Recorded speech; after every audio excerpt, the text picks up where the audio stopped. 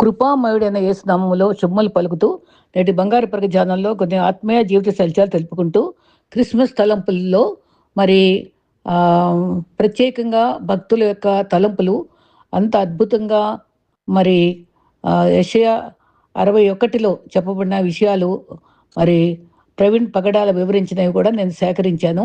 మరికొందరు భక్తుల యొక్క అభిప్రాయాలు కూడా సేకరించి క్రిస్మస్ విశిష్టత అది నేను చెప్పాను ఈ పూట. అది మీకు తలంచుకున్నవన్నీ నేను సేకరించినవన్నీ మీకు చెప్పాలని ఎంతగానో కోరుకుంటూ నేను ఆరంభిస్తున్నానండి. ఈ బంగారు పరిగ ధ్యానంలో నిజంగా మరి ఎన్నో మంచి తలపులు ఉంటున్నాయి. అవి ధ్యానించుకుంటూ ఉంటున్నామని ఎందరో అభిమానిస్తూ చెప్పటం వల్ల నేను ఎంతో సంతోషపడుతున్నాను. మనం విశ్వాసగా ఉన్నప్పుడు, మనం తిట్టినప్పుడు కోపం చూపకుండా తగ్గినప్పుడు, మనల్ని పొగిడినప్పుడు గర్వపడకుండా ఉన్నప్పుడు దేవుడట మనల్ని నమ్ముకున్న వారిగా గుర్తిస్తారట. అయితే మీరు ఎదుర్కొంటున్న ప్రతి పరీక్షలో కూడా అది చిన్నదైనా పెద్దదైనా దేవుని చిత్తాన్ని కనుక్కోవడానికే ప్రయత్నించాలి. దేవుడు మనతో ఉన్నప్పుడు తుఫాను గర్జించినా కానీ అది ఎప్పటికీ ముంచదని స్పర్శదన్నారని చెప్పాను కదా. చేయడానికి ఒక పని, ప్రేమించడానికి ఒక వ్యక్తి, జీవించడానికి ఒక ఆశ, ఈ ఉన్నవాళ్ళు నిత్యము ఆనందంగా ఉంటారు. ఎవరి మీద ఎక్కువగా ఆధారపడకుండా ఉండేవారు కొత్త వారు కలిసినప్పుడు నీ మీద వారి అభిప్రాయం మారిపోతూ ఉంటాయి. విలువ కోసం విలువ లేని చోట ప్రయత్నించడం ఉన్న విలువను వదులుకోవడం అవుతుంది. పై కనిపించే అలంకరణం కంటే లోపల ఉండే గుణం ముఖ్యం. విషం నిండిన బంగారు పాత్ర కన్నా తేనెతో నిండిన మట్టి కుండ విలువైందంటారు. నిజంగా మరి పరిశుద్ధ అలంకారాలు ధరించుకోవాలని చెప్తారు. మన హృదయాల్లో అంతరంగిక సౌందర్యం ముఖ్యంగా చూసుకోవాలి. దేవుడు చూస్తాడు. నన్ను ప్రేమించే వారిని ఆస్తికర్తలుగా చేస్తాను, వారి నిధులు నింపుతానని సామెతలు 8:21లో చెప్పారు. మనిషి గొప్పతనం నమ్మటంలోనో నమ్మించడంలోనో ఉండదు, ఆ నమ్మకాన్ని నిలబెట్టుకోవడంలోనే ఉంటుంది. 10 మంది మంచి కోసం ఒకసారి తలవించినా తప్పులేదు, కానీ ఒక్కరి మెప్పు కోసమే వ్యక్తిత్వాన్ని ఎప్పుడు తాకట్టు పెట్టుకోకూడదు. అలవాట్లు ఆయుధాలు లాంటివి. మంచివైతే జీవితాన్ని పైకి లేపుతాయి, చెడ్డవైతే పైకి లేస్తే జీవితాన్ని కూడా కింద పడేస్తాయి. జాగ్రత్త పడాలి. ఎవరు చూడలేదని తప్పు చేయకూడదు, అందరూ చేస్తారని అప్పు చేయకూడదు. ఇవి రెండు పెద్ద తప్పులే. నేటి మనిషి ఎలా ఉన్నాడంటే, ఎలా ఉన్నాడు అనగా సమయాన్ని బట్టి మాటను, అవసరాన్ని బట్టి ఆటను, సందర్భాన్ని బట్టి నటనను పండించగల ప్రతిభ చూపిస్తూ ఉంటారు. మనం గమనించుకోవాలి. ప్రయత్నం ఎప్పటికీ వృధా కాదు, ఓటమి ఎప్పటికీ శాశ్వతం కాదు. కొన్నిసార్లు చిన్న ప్రయత్నం కూడా కోరుకున్న గమ్యానికి చేరుస్తుంది. ఎవరో ఎప్పుడు ఎలా మారుతారో చెప్పలేం. సమయం కంటే వేగంగా మనసులో మారిపోతాయి. మారుతున్న లోకంలో మనుషులు ఎంత మారునా మన ప్రభు యేసు ప్రేమ ఆశతోడా చేరినా అని మనం ఆలోచించుకోవాలి. అరవని కుక్కలు ఉండవు, విమర్శించని నోరు ఉండదు, ఈ రెండూ లేని ఊరే ఉండదు. మన పని మనం చేసుకుంటూ పోవడం, దేని మీద ఆధారపడి బ్రతకటమే మనకు అవసరం. మనం ఒకరిని అభినందించి వారిలోని మంచితో పాటు లోపాలను కూడా స్వీకరించాలి. అప్పుడే స్నేహమైన బంధమైన బలంగా నిలిచిపోతుంది. ప్రభు అందరినీ ప్రేమించాడు, ఉన్నట్టుగా పాపులను ప్రేమించాడు, పాపాన్ని ద్వేషించాడు కదా. మరి ఆ రకంగా మనం ఆలోచించుకుంటూ క్రిస్మస్ తలంపుల్లో మనం వెళ్ళిపోదాం. మరి ప్రత్యేకత కలిది క్రిస్మస్ కాలంలో తను దయాప్రాప్తురాలైంది కదా. లూకా 2:6లో కూడా మరి తనకి నిండు చూలాలుగా ఉంటే సత్రంలో స్థలం లేకుండా పోయింది. మరి అప్పుడు ప్రభువు జన్మించినప్పుడు గొల్లలకు దూతలు కనిపించినప్పుడు ప్రభు మహిమ వారిపై ప్రకాశించుతున్నారు. మహిమ మనపై కూడా ప్రకాశించాలని మనం కోరుకోవాలి. దూత సందేశంలో వెలుగు కలిగింది కదా. నిజంగానే మన దూత మనకు ఆదుకోవాలి, మనకు దర్శనాలు ఇవ్వాలి, మనల్ని కూడా క్రీస్తులో లేవనెత్తాలి. మరి క్రీస్తులో మరి ప్రత్యేకమైనటువంటి లక్షణం మనం ఎది సంపాదించుకోవాలంటే దీనత్వం. అది ఉంటేనే క్రిస్మస్ ఆనందం మనం పొందగలము. మరి పనిచేస్తున్న వాళ్ళు ముందు భయపడ్డారు, కానీ వాళ్ళు దీనులుగా మరి సంతోషించారు, మరి త్వరపడ్డారు, వారు విన్నారు.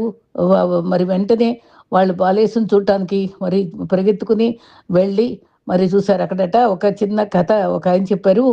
అక్కడ చాలామంది గొల్లలందరూ మేము వస్తాం అని చిన్న చిన్న పిల్లలు కూడా వచ్చారట. వాళ్ళలో ఒక కుర్రాడట బాగా తొంటరివాడట. ఆడికి ఒక జీసస్ చిన్ని తొట్టిలో ఉంటే గడ్డి పరకల పైన పడుకోబెడితే మెత్తగా వేడిగా ఉండటానికి ఆ గడ్డి పరకలు కొన్ని పట్టుకుని చేతితో పట్టుకుని జేబులో పెట్టుకున్నాడంట. ఒక పెద్ద ఆయన చూసి, ఏంట్రా గడ్డి పరకలు తీసి పెట్టుకున్నావు అంటే, అయ్యా మనం గడ్డి పరకలు లాంటి వాళ్ళమే గొల్లలం అనామకులమైనా మరి దూత చూసారా మనకే ముందు వార్త చెప్పింది. పరలోకం నుంచి ఎంత చక్కగా వెలుగు కనిపించింది. మనల్ని మనం కూడా దీనులమే కదా, అందుకే కదా మనల్ని ఎంతగా కనికరించాడని ఆ కుర్రాడు చెప్పాడట. అది ఎంత చక్కటి మాట. ఆ దీనులకు ఇది నేను క్రీస్తుకి జ్ఞాపకార్థంగా దాచుకుంటాను ఈ గడ్డి పరకల్ని అని చెప్పాడట. నిజంగానే అది ఎంత విలువైనటువంటి అనుభవం కదా అది ఆ అబ్బాయికి. ఆ ఆత్మ విషయమే దీనులైన వారు ధన్యులు అన్నారు. వినయ స్వభావం మనకు కావాలి. మరి ఆ తల్లిలో కూడా వినయం ఉంది. మరి అందుకనే దాసురాలను నీ మాట చొప్పున జరుగుగాక అంది. మరి ఆమ్, ఈ రకంగా మరి దీనత్వం గల మరి ఆమ్, ఆ స్త్రీగా మన మరి ఉంటే క్రీస్తుని జన్మించిన ఆవిడ మరి ఆదం అవ్వలో గరం ఉంది, దీనత్వం లేదు. సొంత అభిప్రాయాలతోటి భర్తను కూడా కలవరపరిచింది. కాబట్టి మనం దీనత్వం కలిగి ఉండటం చాలా అవసరము. యోసేపు కూడా మరి దూత చెప్పగానే మరి అది ఎవరితో మరి జరిగిందని చెప్పకుండా దీనుడుగా దీనత్వంతో దూత మాట స్వీకరించి భార్యను చేర్చుకొని ఎంత గౌరవం చూపించాడండి. గొల్లలు కూడా దీనత్వం గలవారిగా ఉన్నారు. యోసేపు తండ్రిగా మరి ఉన్న క్రీస్తు తండ్రిగా ఉన్న యోసేపు కూడా దీనత్వం చూపించాడు. మరీ చూపించింది. ఈ రకంగా దీనత్వం కలిగి ఉండటం మనకి ఎంతో స్పిరిట్ ఆఫ్ హ్యూమిలిటీ అది చాలా అవసరం. ముగ్గురు జ్ఞానులు కూడా ఎంతో దీనత్వంతో వాళ్ళు త్వరపడి ఓహో గొప్ప రాజు జన్మించాడనేటువంటి ఆ ఆశయంతో దూర ప్రయాణం చేసి వారు తార చూపిస్తూ ఉండగా వాళ్ళ గర్వం లేకుండా వారు చూసి వారు దర్శించి శాస్త్రాంగ నమస్కరించి ఆరాధించి వాళ్ళ తగ్గింపుతోటి చూపించారు. మరి మరియకి యోసేపు గొల్లకి జ్ఞానులకి వీళ్ళందరూ కూడా దీనత్వం కలిగించారు కనిపించారు. కాబట్టి మనం ఈ క్రిస్మస్ కాలంలో దీనత్వం మనం ధరించుకోవడం చాలా చాలా అవసరం. చక్కటి స్పష్టమైన రీతిగా శుభవార్త గొల్ల అందుకుని వినయం పాటించారు. మరి మీకా 5:2 కూడా మరి బెత్లెహేం కూడా అది ఎఫ్రతా అది చిన్న పట్టణమే, అది అనామకమైనటువంటి గ్రామంలో ప్రభు ఎన్నుకొని అక్కడ దీన గల ప్రజల మధ్య ఆయన జన్మించడం జరుగుతుంది. జ్ఞానులు నమ్మి విధేయత చూపించారు. మరి ఈ రకంగా మరి యెషయాలో కూడా ఎన్నో చక్కటి వాగ్దానాలు నెరవేరుతా ఉన్నాయి. ఈ రకంగా మరి పశ్చాత్తాపం హృదయాలతో ఆయన నివసిస్తాడు. మహోన్నతమైన స్థలములో 138 కీర్తనలో మహోన్నత స్థలములో నివసించే దేవుడు, దీనుల హృదయాల్లో నివసించే దేవుడు. అది స్పిరిట్ ఆఫ్ హ్యూమిలిటీ. మరి ఈ రకంగా మరి ఈ విధంగా చెప్పాలంటే దేవుని యొక్క క్రీస్తు యొక్క పరిచర్య గమనించుకోవాలంటే యెషయా 61లో ఇది ప్రవీణ్ ప్రకటనలో కూడా కొన్ని భావాలు దీని గురించి చెప్పారండి. నాకు అంత విలువైనటువంటి వాక్యంలో నాకు అర్థమైన భావాలను మీతో కూడా పంచుకుంటాను. ప్రభువు యెహోవా ఆత్మ నా మీద నిల్చుంది, దీనులకు సువర్తమానం ప్రకటించడానికి యెహోవా నన్ను అభిషేకించను. నలిగిన వారి హృదయమును గలవారిని దృఢపరచుటకును, చెరలో ఉన్న వారికి విడుదలను, బంధింపబడిన వారికి విముక్తి ప్రకటించుటకును, యెహోవా హితవత్సరమును మన దేవుని ప్రతిదండను దినమున ప్రకటించుటకును, దుఃఖాక్రాంతులను ఓదార్చుటకును, సియోన్లో దుఃఖించే వారికి ఉల్లాస వస్త్రం ధరింపచేయుటకును, బూడిదకు ప్రతిగా పూదండను, దుఃఖమునకు ప్రతిగా ఆనంద తైలమును, భారభరితమైన మరి ఆత్మకు ప్రతిగా స్తుతి వస్త్రమును బారికిచ్చుటకు ఆయన నన్ను పంపి ఉన్నాడు. మరి యెహోవా తను మహిమపరుచుకుంటకు నీతి అయిన మస్తక వృక్షములను ఆయన నాటిన చెట్లని వారికి పేర్లు పెట్టబడను. ఇదంతా చక్కటి వాక్యము. ఈ వాక్యంలో ఉండేటువంటి అనుభవాలనే క్రీస్తు తన మరి యోహాను 3:16లో దేవుడు లోకం ఎంతో ప్రేమించను కాగా ద్వితీయ కుమారుని యందు విశ్వాసం ఉంచి ప్రతి వాడును నశింపక నిత్య జీవం పొందినట్లు అనుగ్రహించిందని చెప్పిన రీతిగా ఈ వాక్యం కూడా సార్థకం చేశాడు. క్రిస్మస్ ఎన్నో సంవత్సరాలుగా మనం ఆచరిస్తూ ఉన్నాం. పాటలు సందేశాలు మనం అందరూ అదట దేవుని వాక్యము వజ్రం లాంటిదంట. అది అన్ని యాంగిల్స్లో కూడా విభిన్న రంగుల్ని కాంతివంతంగా ప్రసరించేటువంటి ప్రతిభ గలది వజ్రము. నిజంగా క్రిస్మస్ ఆనందం వజ్రం లాంటిదే. ఈ సంవత్సరంలో కొత్త సువాసన, కొత్త రుచి, కొత్త అనుభవాలతో మనం క్రిస్మస్ను ఆచరించుకోవడానికి సిద్ధపడదాం. ఈ లోకము దేవుడు సృష్టించిన లోకమే కదా. ఆయన పోలికగా చెప్పబడిన మానవుడు మరి సృష్టిని ఆయన ఎక్కువగా ప్రేమించాడు, మనిషిని ప్రేమించాడు. ఆయన నివాస స్థలము మనుషులతో ఉండాలని కోరుకున్నాడు. అందుకే మరి ఏదైనా వనంలో ఆదామును అవ్వను పెట్టి ఎంత చల్లపూట మాట్లాడుతూ చక్కని ఆప్యాయత చూపిస్తూ ఎంతగానో మరి అతిగా దగ్గరగా ఉండటానికి ఆయన ఎంతో ఇష్టపడ్డాడు. అప్పటికిప్పటికి కూడా ఆయన ఎందరో కన్నీటిని తుడిచాడు. సహవాసం కోరుకున్నాడు. తిరస్కరించబడిన లోకంని ప్రేమించాడాయన. క్రిస్మస్‌లో దేవుడు మానవుడి తిరస్కరణ కూడా చూసాడు. మనం పూదండకు బదులుగా మనం పూదండ బూడిద ఇచ్చామండి. ఆయన మనకు పూదండతో మనం అలంకరించి సంతోషపెడుతుంటే, బూడిద ఇచ్చేవారిగా నిర్లక్ష్యంగా ఉంటున్నామా? స్తుతులకు బదులు స్వయం స్తుతులతో ఉన్నామా? దేవుడికి ఉండవలసిన స్థలంలో మానవుని ఉంచుకుంటున్నాం. మరి క్రీస్తు మరి మనల్ని ఆహ్, అద్ మొదటి ప్రేమను మళ్ళా పొందుకోవడానికి క్రీస్తుని పంపించాడు కదా! ఆయన శిలువ రక్తం ద్వారా సంధి చేసి మనల్ని ఆయనతో సహవాసులుగా చేయడానికి వారధిగా ఉన్నాడు మనకి. క్రీస్తు నూతనంగా మరి వైభవం తిరిగి రావడానికి ఆయన మొదటిగా నోవాహును కూడా అక్కడ ఏర్పరచుకుని, తర్వాత అబ్రహాంని ఏర్పరచుకుని, తర్వాత ఇశ్రాయేల్‌ని ఏర్పరచుకొని, నేను రాజుని అని చెప్పి వాళ్ళు మరి ఎన్నో రకాల తెగులుతో కూడా వాళ్ళ గురించి కానానికి రప్పించి, ఆ ఇశ్రాయేల్ జనాంగం మీద ఎంత సముద్రమును పాయలు చేసి, వాళ్ళు కాపాడుకుంటూ అంచెలంచెలుగా ప్రతి తరంలో ఆయన ప్రేమను చూపిస్తూనే వచ్చారు. మరి అయినా తిరస్కరిస్తూనే వచ్చారు. అప్పటి నుంచి ఇప్పటి వరకు కూడా సొంత ఆలోచనలతోటే ఉన్నారు. తర్వాత దావీదుని ఎన్నుకున్నాడు. మరి న్యాయాధిపతులు ఆళ్ళందరూ వచ్చినప్పటికిని దావీదులో నుండి యెషయా మొద్దు నుంచి చిగురు పుట్టిన రీతిగా క్రీస్తు తిరిగి మరి జన్మించడానికి తన వంశావళిలో నుంచి వచ్చాడు. ప్రభు వాగ్దానము నెరవేర్చుకున్నాడు కదా! అయితే తన కుమారునిగా మరి ఒక క్రమంగా మరి క్రీస్తువు జన్మించటానికి మరియని ఎన్నుకోవడం ఒక ప్రత్యేకత, చాలా గొప్ప అద్భుతమైన అనుభవం. మరి కోల్పోయిన అధికారాన్ని, కోల్పోయిన సంబంధాల్ని మరి మరి దేవుడు నెలకొల్పటానికి ఎంత తాపత్రయపడ్డాడో రాజుల గ్రంథంలో, దేవువృత్తాంత గ్రంథంలో సమూయేలుతో కూడా వీరంతా దాన్ని తిరస్కరిస్తున్నారు, ఆయన విడిచిపెట్టారు అని చెప్పి కూడా చెప్పుకోవడం అవుతుంది. ఆయన దేవుడు ప్రపంచాన్ని చాలా ప్రేమించాడు. మరి కానీ దేవునికి బదులుగా దేవతలను పెట్టుకుని ఈ రకంగా ఉన్నప్పుడు తర్వాత ఆమోసు, హోషియా, యెషయా ద్వారా ఎన్నో చక్కటి ప్రవచనాల్ని చూపించాడు. యెషయా 64:1 వాళ్ళంతా ఏడ్చారంటే ఆర్తనాదాలు వినిపించాయి ఆయనకి. వీళ్ళందరూ ప్రభువా ఇంత మమ్ము దూరంగా పెట్టద్దయ్యా అని అని వెలుగు కోల్పోయాము. మానవ సంబంధమైన అని వారి కలిసి అందరూ కలిసి దుఃఖంతో ప్రార్థించినప్పుడు మరి హోషియా 6:2లో తన నోట ప్రజల అర్థధ్వానం వినిపింపజేసి ఎన్ని రకాల వాక్యాలలో ప్రార్థన ఉందో మనం చూస్తూ ఉంటాం. ఆయన స్థిరపరిచాడు. చచ్చిన మానవాళ్ళని జీవింపే యోగులుగా చేయడానికి మరలా వస్తాడని ప్రవక్తలందరూ ప్రవచించారు. మీకా చిన్న ప్రవక్త అయినా సరే మరి తిరస్కరించినటువంటి ఈ మనుషులకి మళ్ళీ బెత్లెహేమును స్వల్పమైన గ్రామమైన మరి పురాతన కాలం నుండి మరి యాకోబు కుమారులకు ప్రత్యక్షము వస్తూ ఉన్నాడు. ఎందుకనగా లోకాన్ని ఎంతో ప్రేమించాడు కనుక ఆయన బాధ్యతగా ప్రేమించి ఆయన చిన్న గ్రామంలో జన్మించడానికి ఇష్టపడ్డాడు.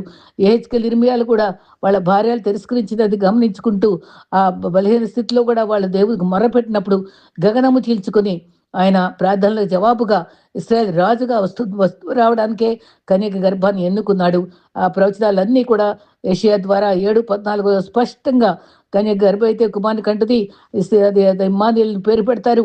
తర్వాత ఆయన 5 బిరుదులు కూడా ఆశ్చర్యకరుడు, ఆలోచనకర్త, బలవంతుడైన దేవుడు, నిత్యుడగు తండ్రి, సమాధానకర్త అని ఆ 5 బిరుదులతో గల క్రీస్తుని బయలుపరిచాడు.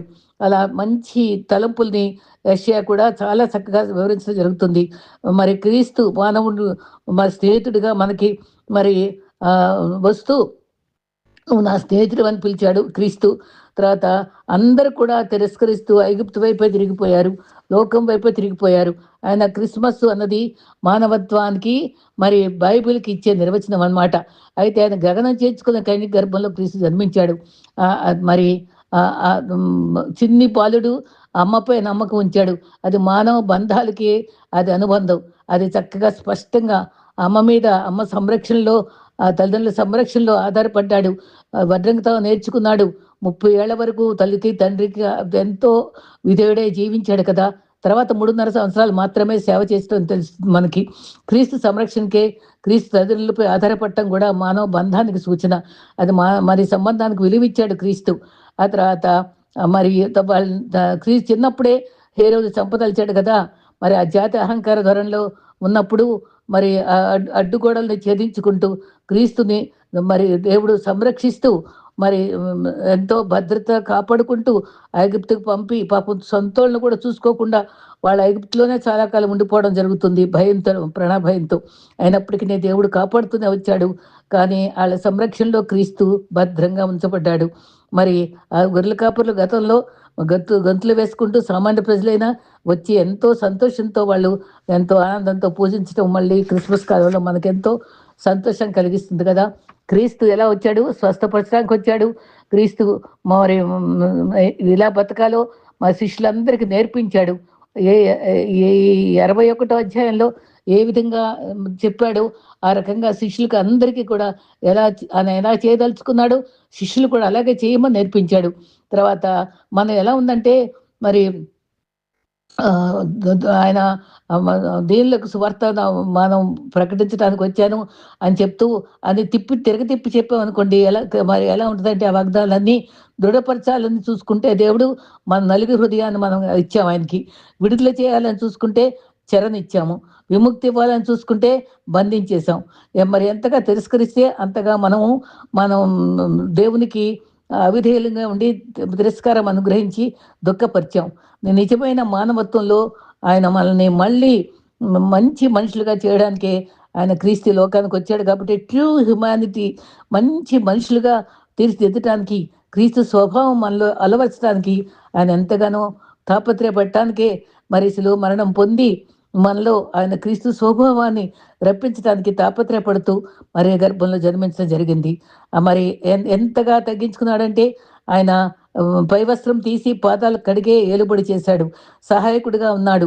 మరి అందరూ దేవుని ప్రజలే ఉండాలని, సేవాభావంతో ఉండాలని, నిజ క్రిస్మస్ జరుపుకోవాలని మరి కోరుకోవాలి మనం. ఎప్పుడు ఎవరు కూడా మరి తక్కువ కాదు. గ్రీకులేంటి, హెలెనీయులేంటి, వీళ్ళందరూ కూడా తేడా లేదు. గొప్ప పేద అందరిని కూడా ఐక్యం చేశాడు.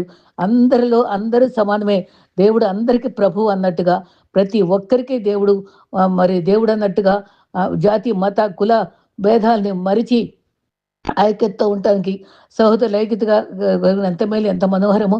అదాహరణ గడ్డ మీదుగా పరిమళ సువాసనగా మనం అందరం కలిసి ఉండాలని దేవుడు మరి పరలోకం నుండి మరి భూలోకానికి వచ్చి మన కొరకు మరి పేద స్థితిని ఎన్నుకొని మనకు శిలువ మరణం వరకు ఆయన ప్రయాణించి మనకు నిత్య జీవం ఇవ్వడానికి వచ్చిన దినమే క్రిస్మస్. అయితే క్రిస్మస్ మరి శక్తివంతమైన క్రీస్తు శరీరంలో భాగంగా మనం కూడా మరి ఆయన శక్తివంతమైనటువంటి శరీరంలో మనం భాగమే.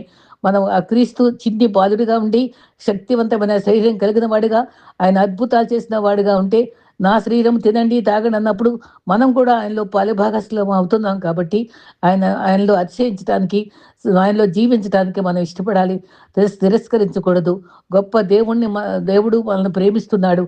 ఈ క్రిస్మస్ నీకు సార్థకత తెలుస్తుంది. క్రీస్తు మనల్ని ప్రేమించి అభిషేకమిచ్చి మరి విలువైన బిడ్డలుగా జీవించాలని కోరుకుంటున్నాడు. కనుక ఈ సంతోష క్రిస్మస్లో చిన్ని బాలుడిగా జన్మించినటువంటి క్రీస్తు గొప్ప దేవుడు, గొప్ప ప్రభువు, మన జయవంతమైన క్రిస్మస్ మనకి ఇచ్చాడు. కనుక ఆయన భుజం మీద రాజ్యభారం, మన భారాలన్నీ ఆయన మీద భరించే మంచి దేవుడు మనకున్నాడు.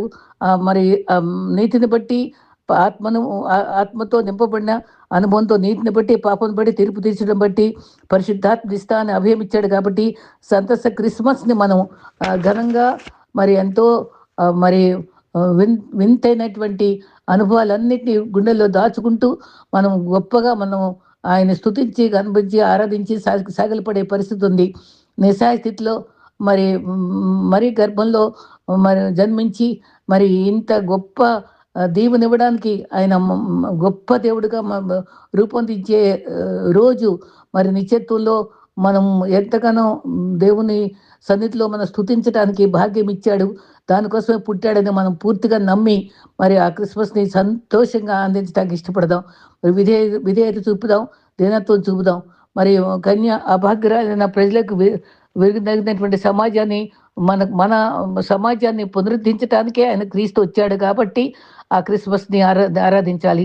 విరిగి నలిగిపోయినటువంటి సమాజాన్ని పునరుద్ధీకరించాలని చిన్ని బాలుడిగా మరి పునరుద్ధాన అనుభవాలు ఆయనలో దాగి ఉన్నాయి కనుక అవన్నిటిని బట్టి మనం ఆ ఏలుబడిలో ఆ ప్రేమ భావం ఆయనలో ఉంది కాబట్టి స్వస్థపరిచేవారిగా, ప్రపంచానికి సత్సంబంధాలు ఇచ్చేవాళ్ళుగా, మరి చదువులు, మరి అనేక భ్రష్టత్వంలో నలిగిపోయినటువంటి అనుభవాలన్నిటి నుంచి విడుదల దయచేసి, అంధకారం నుంచి, కరప్షన్ నుంచి, అధికార దాహం నుంచి అన్నిటిని తప్పించి, మరి నవ నవ నవ నవ సమాజాన్ని స్థాపించడానికి వచ్చిన క్రీస్తుని మనం గమనించుకుంటూ, ఎఫెసీ 1:10 క్రీస్తు అనే మర్మం మరియు క్రీస్తు గర్భాన్ని జన్మించడం వలన ఆయన ప్రణాళికను అర్థం చేసుకుని, ఆయన ఔన్నత్యాన్ని గ్రహించుకుంటూ, మరి బాలుడిగా చూడకుండా ఆయన క్రీస్తుగా ఆయన చేసిన గొప్ప అద్భుత కార్యాలు, ఆయన శిలువ కార్యాలు, ఆయన మనకి నిత్య జీవాన్ని కూడా జ్ఞాపకం ఉంచుకుంటూ ఆ పుట్టిన క్రీస్తుని మనం ఆరాధించడానికి ఇష్టపడదాం. ఆయన అన్ని నిర్ణయించాడు. మరి ప్రధాన సంకల్పము పరలోకంలో భూమి ఏకం చేయాలని, అలా మనల్ని మరి మరి ఆకాశాన్ని భూమిని మరి ఏకం చేయాలని కోరుకున్నాడు. రెండవదిగా దేవుని మనిషిని మళ్ళీ ప్రధాన సంకల్పంతో వారికి ఏకం చేయాలని కోరుకున్నాడు. తర్వాత మనము సమాజానికి ఉపయోగకరంగా బ్రతకాలని కోరుకున్నాడు. ఎంతో లోకాన్ని ప్రేమించాడు. క్రిస్మస్ సందేశమే మరి ఎంతో గొప్ప సందేశం కాబట్టి మనం గుర్తుపెట్టుకోవాలి. సమాజంలో ప్రతి రంగంలో కూడా ప్రభావితం చేసిన క్రీస్తు పుట్టుక శుభదినమే రక్షణకు సంబంధించింది కాబట్టి ఆయన రక్షణ బహుమానాన్ని మరి సంబంధాల్లో ప్రజలు కలుపుకుంటూ మానవత్వాన్ని నిర్మించే సమాజంగా ఎదగాలి. మనం దేవుని స్వరూపంలో పోలికగా నూతన ఇశ్రాయేలుగా మారాలి. ఈ లోకానికి వచ్చింది నీ కోసం, నా కోసమే. మనిషికి ఎన్నో వాహనాలు ఎన్ని ఉంటాయి, కానీ మరణ భయం ఎంతో ఉంటుంది మనకి స్పీడ్గా వస్తే. కానీ మనకి మరణాల నుంచి తప్పించగలిగినటువంటి గొప్ప దివ్యమైనటువంటి మరి గొప్ప గొప్ప అనుభవాన్ని మనకి ఇచ్చాడు. మరణాన్ని జయించినటువంటి క్రీస్తు మరి చనిపోవడానికే పుట్టాడు, చంటి బాలుడుగా పుట్టాడు. ఈ క్రిస్మస్ పండుగ చావును చంపినందుకు పండుగ చేసుకుంటున్నాం. ఈ రాజు పుట్టాడని పండుగ చేసుకోగలం. మనిషి జీవితం ఎప్పుడు ఎక్కడ ఎంత పోతుందో తెలియదు. నిజంగా పగడాల గారు ఈ మాటలు అన్నారండి.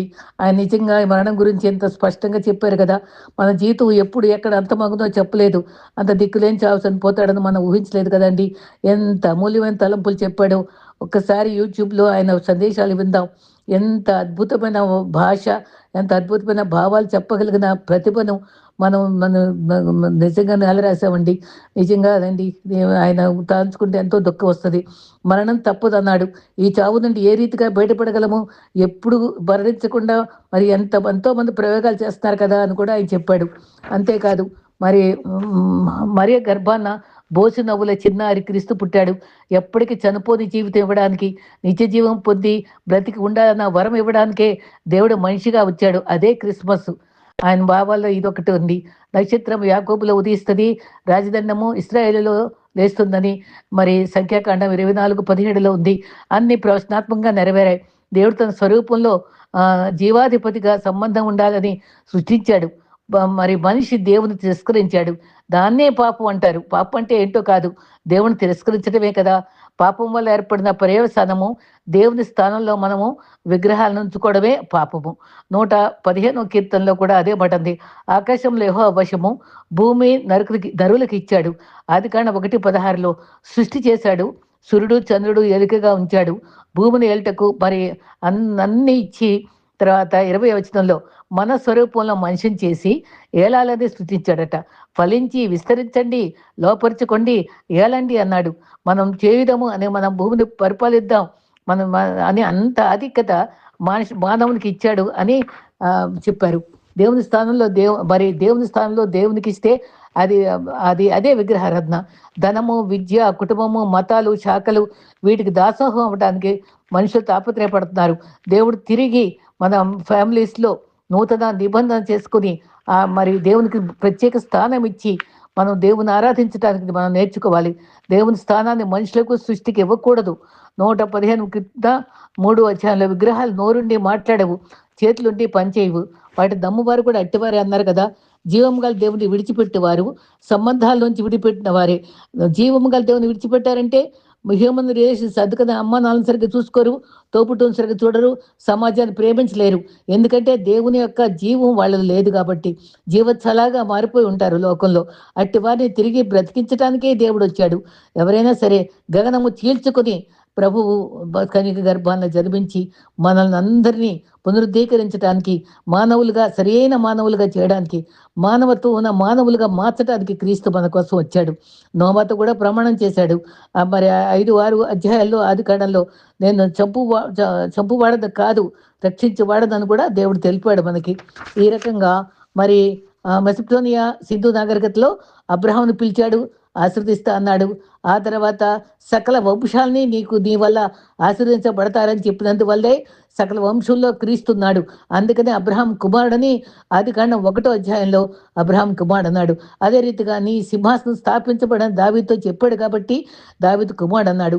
కాబట్టి అబ్రహాం కుమారుడు మరి దావీదు కుమారుడుగా క్రీస్తు జన్మించాడని మరి క్రీస్తు యొక్క జీవితంలో మరి ఆయన కూడా స్త్రీలకు చాలా ప్రాధాన్యత ఇచ్చాడు. మరి 5 మంది స్త్రీలను వంశావళిలో మరి ఇమిడ్చి పెట్టాడు కదా. తామారు, రాహేలు, మరి ఈ రకంగా మరి 5 మందిని దానిలో ఉంచి మరి వారికి గతాన్ని అంతా పునరుద్ధీకరించి క్రీస్తు మరియ ద్వారా జన్మించడం ఒక ప్రత్యేకత. మరి వ్యభిచారంతో పట్టబడిన తను కూడా అమ్మ అని పిలిచాడు. తర్వాత సిలువలో ఉండి కూడా అమ్మ మీకోసం పిల్లల కోసం ఎడమని చెప్పాడు. మొదటిసారిగా మరి చనిపోయిన ఫస్ట్ టైంలోనే మరి మగ్దలేనే మరియాని పిలిచి మరి ఫస్ట్ దర్శనం తనకి ఇవ్వడం జరిగింది. స్త్రీలకు ప్రత్యేకమైన గౌరవం ఇవ్వడం కూడా మరి దేవుని యొక్క సంకల్పంలో ఉన్నాం. అయితే మరి దేవుని నీ బిడ్డలు మరి ఐగుప్తు వరకు వ్యాపారాలు జరిగినాయి అంటే ఆ రోజుల్లో.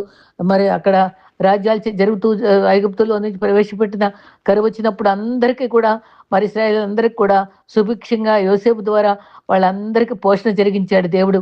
మరి ఇశ్రాయేలీయులను కూడా పిలిచి మరి మంచి మరి 10 తెగుళ్ళ నుంచి తప్పించి సముద్రం పాయలు చేసి రక్షించుకున్నారు. అగ్నిమేఘ స్తంభాలను ఇచ్చాడు. మరి కాపరిగా ఉన్నాడు. మరి కనిపించే ఇంత ప్రేమ చూపించినప్పటికీ మాకు నీ వద్దు, మాకు సొంత రాజ్యం కావాలి, సొంత రాజు కావాలి అని గోలబెడితే సరే మీరే తీసుకోండి సౌలుని ఇచ్చాడు. సౌలు భ్రష్టుడైపోయాడు. అప్పుడు దావీదుని మరి ఎన్నుకొని తన్ని ఎంతో ఆశీర్వదించి రాజుగా చేశాడు. సుభిక్షంగా ఎన్నో శ్రమలు పడ్డాడు, పాపం తరం పడ్డాడు. కానీ ఎంతో చక్కగా సుస్థిరంగా తను రాజ్యం స్థాపించాడు. ఎంతో చక్కని మరి కీర్తనలు రాశాడు. దావీదు హృదయానుసారుడిగా ఉన్నాడు, ఇష్టడుగా ఉన్నాడు. మరి ఈ రకంగా మనం కూడా దేవునికి ఇష్టంగా ఉండటానికి ఇష్టపడాలి. ఎఫెసీ 1:10 దేవుని సంకల్పం బట్టి పరలోకంలో భూమిలో ఉన్నవి సమస్తము ఏకం చేయాలని నిర్ణయించుకున్నాడు. ఫస్ట్ భూమిని ఆకాశాన్ని రెండింటినీ కూడా ఏకం చేయాలని చూశాడు. తర్వాత దేవుణ్ణి మనిషిని ఏకం చేయాలని చూశాడు.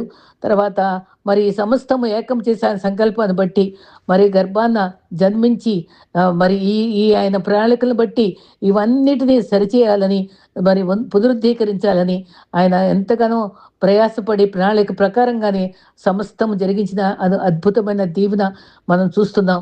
ఐక్యపరిచితే క్రీస్తు పుట్టాడు. దేవుని సన్నిధి తీసుకురావాలంటే దేవుడే మానవుడై ఆయన దినమే ఆ క్రిస్మస్. ఆ దేవుని సన్నిధి మన దగ్గర దాకా రావాలంటే అది క్రీస్తు పుట్టాలి. ఆయన ద్వారా మనకి మరి సంధి చేయబడాలి, మరి సమాధానం పరచబడాలి. అదే క్రిస్మస్. క్రీస్తు ఆయన కృపాసత్య సంపూర్ణుడిగా భూమి మీదకి వచ్చాడు. ఆ శరీరమైన గుడారం వేశాడు, పందిరి వేశాడు. మన దేవాలయంగా మన హృదయాలు నివసించడానికి ఇష్టపడుతున్నాడు.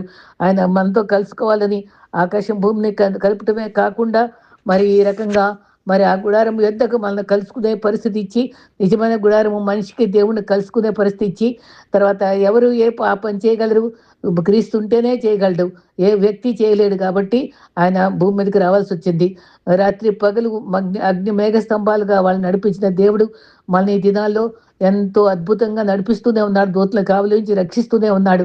మరి ఈ రాజు భూమిపై రాజ్య భారముతో మన భారాలు భరించే దేవుడుగా ఉన్నాడు.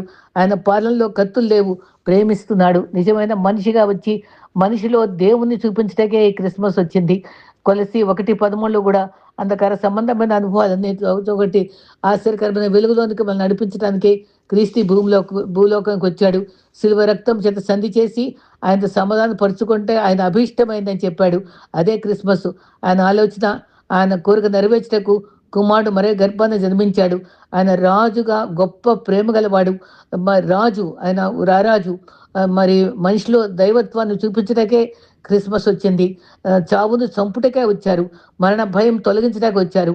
మరి మతం అనే మరి ప్రభుత్వంలో పరిసయ్యులు మరి వాళ్ళందరినీ సిగ్గుపరచడానికి వచ్చాడు. వాళ్ళ మరి 3 మేకులు పీక్కోలేకపోయాడని చాలామంది విమర్శిస్తూ ఉన్నప్పుడు ఆయన ఒక చక్కటి మాట అన్నారు. మరణం అనే 3 మేకులు పీకటానికే క్రీస్తు వచ్చారట. నిజంగా ఎంత సత్యం అది. ప్రతి వ్యతిరేకతలో వ్రాయబడిన చేవ్రాతను, అపవాది క్రియలను, తప్పులను కొట్టి పారవేయట క్రీస్తు వచ్చాడు. ఒక మరి క్రీస్తు దేవుడు మరి దేవుడుగా మనకి దేవుడుగా గల జనులు ధన్యులు అన్నప్పుడు మనం నిజంగా ధన్యులమే. క్రీస్తు మనల్ని రక్షించే దేవుడు. మనం ఒక దొంగేమో నువ్వు రాజువుగా మమ్మల్ని కూడా రక్షించగదా అని చెప్పి ఎగతాళిగా మాట్లాడితే ఇంకొక ఆయన మన జ్ఞాపకం చేసుకో అన్నాడు. వెంటనే పరదేశిచ్చి ఆయన సంతోషపెట్టాడు కదా. అదేమో మనం పరదోషలో ఉంటామని కూడా చెప్పాడు. మతం అనే మరి పరిసయ్యుల యొక్క శాస్త్రుల యొక్క కుట్రదంతటిని కూడా ఓడించాడు. వాళ్ళు వస్త్రాలు చించుకున్నారు. తర్వాత హేరోదు రాజు కూడా మరి మేమే రాజులు కావాలి, ఇంకెవరు రాకూడదని 2 సంవత్సరాల ముందు చనిపోయిన బిడ్డలందరినీ చంపించిన భయంకరమైనటువంటి గ్రీకు రోమ సామ్రాజ్యంలో పిలాతు అధికారం అంతటినీ కూడా ఆయన మరి లెక్క చేయకుండా ఆయన ఎంత విజయోత్సాహంతో ఆయన ఏం చేయదలుచుకున్నాడు. క్రీస్తు మరి ఎంతగానో స్వస్థపరిచాడు, చనిపోయిన వారిని బ్రతికించాడు. ఆయన చేయదలుచుకుందంతా చేసి మరి సిలువ కార్యం ముగించి సమాప్తమైందని క్రీస్తు దగ్గర చేరాడు, దేవుని దగ్గర చేరాడు. మనకు కూడా అక్కడ స్థలం సిద్ధపరిచాడు. ఆయన స్తుతించడానికి మనం సిద్ధపడాలి. ఆయన చేరటానికి మహిమ దేహంతో బ్రతకటానికి మనం క్రీస్తు ఇక్కడ లోకంలో జన్మించి చిన్న బాలుగా ఉన్నాడని ఆయన ఆరాధించుకుందాం. మరణ పువ్వులు విరిచాడు క్రీస్తు. మరి మరణం చచ్చిపోయింది క్రీస్తు ద్వారా. మరి క్రిస్మస్ పండుగ చేసుకోవాలి మనం. చావుని జీవాన్ని కలిపాడు. మూడవదిగా చావుని జీవాన్ని కూడా కలిపాడు ఆయన. తోమ కూడా గాయాలు వేలు పెట్టి చూపించి దేవా నా ప్రభు అన్నాడు కదా. ఎప్పటికైనా రారాజీ అమరత్వంలో మహిమలో దేహంగా మార్చాడు. కీర్తనలు 8:3 నీ చేతి పని ఆకాశంలో చంద్రనక్షత్రం చూడగా మనిషిని జ్ఞాపకం చేసుకుంటే ఏపాడేవాడు. దేవుని కంటే కొంచెం తక్కువగా చేసి మహిమ కిరీటం ఇచ్చావు అని కూడా చెప్పుకున్నాడు. మనం ఈ రకంగా మరి అందుకనే మనం గుమ్మములారా మీ తల్ల పైకెత్తండి, మహిమ గల రాజు ప్రవేశించినట్లు అన్న మాట. అక్కడ మహిమ గల రాజు ఎవరు? క్రీస్తే. ఆయన మహిమ గల రాజుని మనం ఆరాధిద్దాం. అదే క్రిస్మస్ కాలంలో మహిమ గల రాజుని మనం గౌరవిద్దాం. మరి మన పరలోకంలో మనం నిరంతరం స్తుతించడానికి ఆ రాజులకు రాజు, ప్రభులకు ప్రభువు అని మహిమ గల రాజుని కీర్తించడానికి సిద్ధపడదాం. ఆయన సింహాసనంపై ప్రకటన 21:5 సింహాసనంపై కూర్చుంటే నూతనంగా చేసేస్తాడు. King of kings and lord of lords, ప్రభువులకు ప్రభువు, రాజులకు రాజు, ప్రభులకు ప్రభువు. మహిమ హల్లెలూయా అని కీర్తిగా పాడతాం. ఆయన నీతికి రాజు, పరలోకానికి రాజు, ఆయన మహిమ గల రాజు. అది ఆయన వర్ణించడానికి శక్తి చాలదు. చనిపోయిన వారిని లేపాడు, రోగులను బాగు చేశాడు. మరి తప్పులు తిప్పులు చేసిన వారిని బాగు చేశాడు. దేవుని కుమారుడిగా, పాపుల రక్షకుడిగా, పాపుల స్నేహితుడిగా ఉన్నాడు. మరి ఈ జన్మించిన రాజు ఏం చెప్తున్నారు? మరి నేను రక్షణ ఇస్తాను, స్వస్థత ఇస్తాను, దేవునితో కలయిక కలిగిస్తాను, ఈ 3 విషయాలు నూతనపరుస్తా అన్నాడు. ప్రపంచాన్ని నూతనపరుస్తున్నాడు ఆయన. మరి ఆయుర్ కుమార్ని చనిపోయే స్థితిలో లాజరుని మరి రక్తస్రావ రోగిని ఇంతమంది స్వస్థపరిచిన గొప్ప దేవుడు రారాజు. మనల్ని అన్ని సమయాల్లో అవసరాలన్నా వ్యక్తి ప్రార్థించగా జవాబిచ్చే దేవుడు, అందరికి జీవం ఇచ్చే దేవుడు, సమాజాన్ని నూతనపరిచే దేవుడు, జీవంతో మనల్ని దేవునితో జీవానికి మృత్యువుకి మనకి కలిపే దేవుడు, ఆకాశం భూమిని కలిపే దేవుడు, దేవుణ్ణి మనిషిని కలిపే దేవుడు. ఇటువంటి గొప్ప దేవుని మనం ఆరాధిద్దాం. క్రిస్మస్ని నూతన అనుభవంతో మనం ఆరాధిస్తూ దేవుని కీర్తిద్దాం. ఇట్టి కృప మనకి. హ్యాపీ క్రిస్మస్, మెరీ క్రిస్మస్ అనుకుంటూ ఉజ్జీవంతో మనం దేవుని ఆరాధించుకుందాం. ప్రభు కృప మనతో ఉండుగాక. ఆమేన్.